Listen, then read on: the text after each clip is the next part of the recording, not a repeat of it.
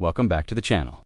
Before we dive into today's topic, make sure you hit that like button, subscribe, and turn on notifications so you never miss an update.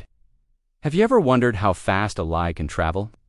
Today, we're uncovering the stories behind the fastest spreading superstitions in human history. It's not about what's true, but what feels true. Let's get started. Superstitions have been a part of human culture for as long as we can remember. From ancient rituals to modern-day habits, they shape our behavior in subtle and not-so-subtle ways. But some of these beliefs spread like wildfire, crossing borders and generations in the blink of an eye. What makes one superstition catch on while another fades away? It often comes down to a powerful combination of fear, emotion, and a compelling story. Today, we're exploring the most contagious superstitions ever recorded. Not because they held any real power, but because they were incredibly believable. Let's start with a modern classic, the chain message curse. You've probably seen one. It might have started as a physical letter, then evolved into an email, and now it floods our instant messaging apps. The format is always the same.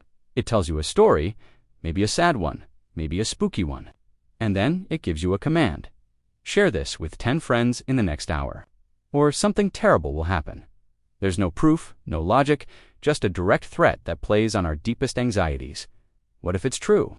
The fear of that tiny possibility is enough. Within hours of these messages appearing, millions of people have clicked forward. They aren't sharing a message, they're sharing fear.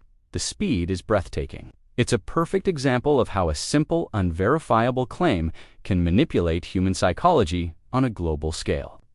The cost of sharing is zero, but the perceived cost of not sharing feels immense, and so the cycle continues.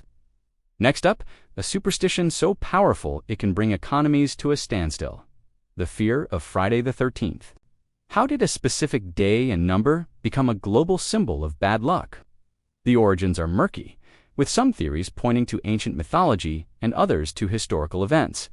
But its modern popularity skyrocketed in the 20th century, largely thanks to pop culture. Once the idea took hold, it spread across continents at an astonishing rate. Suddenly, people were canceling flights, postponing weddings, and avoiding major decisions on this one specific day. Hotels famously started skipping the 13th floor, going straight from 12 to 14. Businesses reported losing millions of dollars in revenue because customers stayed home. Think about that. A simple combination of a day and a number became a genuine economic threat, all because enough people collectively decided to believe it was unlucky.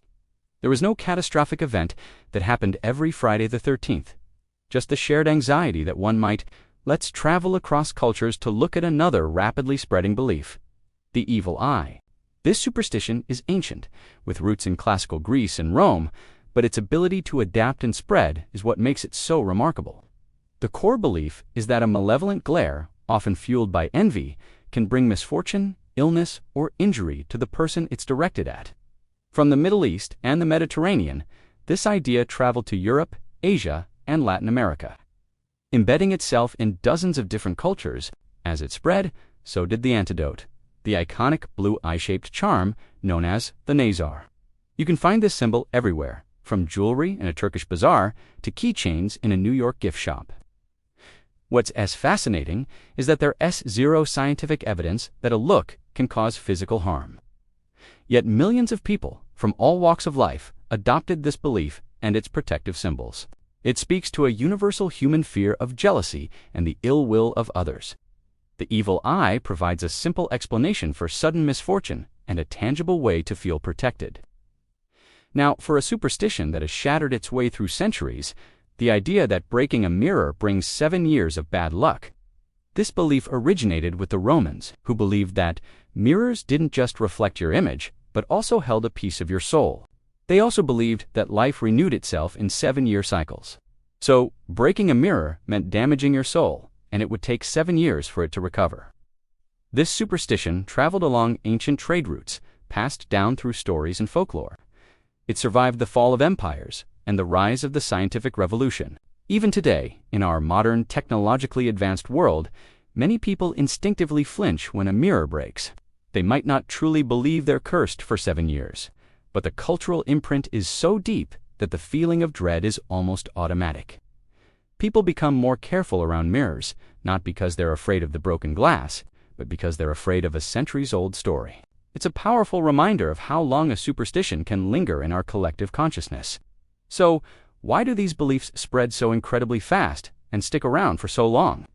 The answer lies in our brains. Superstitions are masters of emotional manipulation. Fear, as we've seen, is a powerful motivator that travels much faster than logic or facts. When we're faced with uncertainty or stress, our brains look for patterns and explanations, even if they're irrational. A superstition offers a simple cause-and-effect narrative for a chaotic world. It gives us a sense of control. If you avoid black cats or knock on wood, you feel like you're actively preventing bad luck. It's a psychological comfort blanket.